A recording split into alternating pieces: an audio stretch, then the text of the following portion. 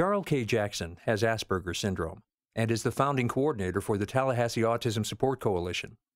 Jarl has adapted the original Life with Principle program for use by individuals like himself on the autism spectrum, their families, friends, and support team members.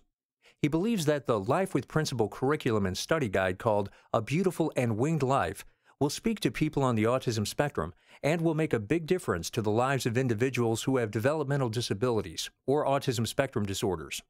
Using the life and thoughts of Henry David Thoreau as a framework for group discussion, program participants will be introduced to ideas and perspectives that will prompt personal reflection, allowing them to explore their beliefs about themselves and people with ASDs. Henry David Thoreau felt that many people live desperate lives rather than deliberate ones. He felt that we're overly concerned with outer constraints, when in reality, it is our inner constraints that actually hold us back. For people with autism, Asperger's syndrome, or pervasive development disorders, also known as Audis, Aspies, and Petters, it is the challenge of social imagination, social communication, and social interaction that comprise our greatest inner constraints. This program helps participants to develop in these areas by focusing on the notions of awareness, reflection, and focus. Henry David Thoreau believed that the purpose of life is to learn. He believed that we should seek wisdom and improve our personal condition. This special version of the Life with Principle program is educational, in that it does not so much as give participants the tools to attain wisdom and improve condition, as help them to understand that they already possess these tools within themselves, and thereby encourages them to make the best use of these tools.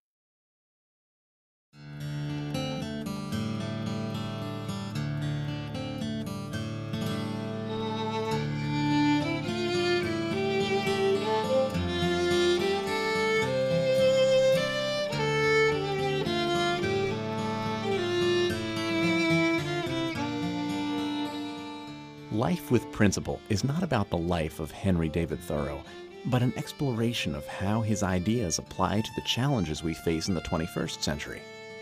Why should we care about a writer who lived 150 years ago? What could he possibly have to say about the dilemmas we find ourselves involved in today? We all find ourselves in situations with difficult decisions to make.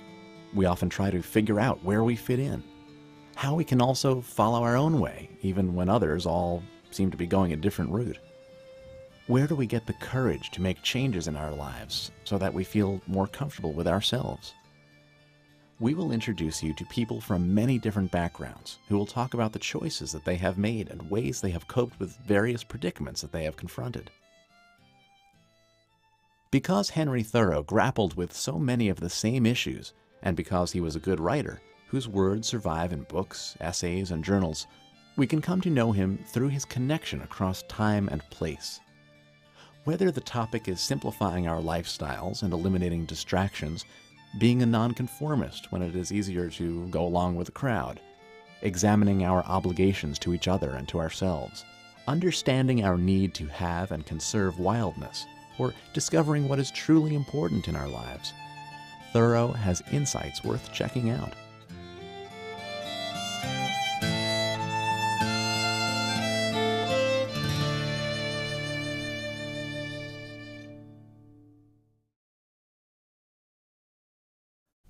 People have to seize the moment that they find themselves in. And sometimes that means following the beat of your own drum and being different than those around you. I love it. That's what I live by. You know, I live every day by day. You're supposed to. Ain't no other way. You only live once. People don't want to do that. Most people are troubled by somebody who does something, even if that somebody does not exhort them to do it. And Thoreau was not exhorting other people to do what he was doing. He was just saying, this is what I'm doing. You are free to do what you do. People should really start looking at things themselves and not just taking the information that's given to them. I suggest people watch both sides of the argument, see where they really conflict. You need to be true to yourself, because if not, you're just going to end up being a miserable person thinking, where did my life go and why are things the way they are, and trying to look for other people and other causes to blame when it's really yourself. What's going to drive me? What's going to keep me excited and energized and alive and aware? whole life. Live like you were dying. Like, that's another song too. Go out and do what you want to do. Hurry up. You know, you don't got that long. Do what you want to do, what you've always dreamed of. It's worth a try, because you'll be 40 and saying, where did time go? I mean, I really wish I could have done this. What would have happened if I'd done this? With a lot more encouragement and people exposing their children to different cultures and different beliefs, and just letting people know you can change things, the more we will get change. If there's something you want to do, something you want to change, you can accomplish it. You spend some time in nature, it's like automatically you start feeling more sane and balanced. You automatically start feeling like yourself.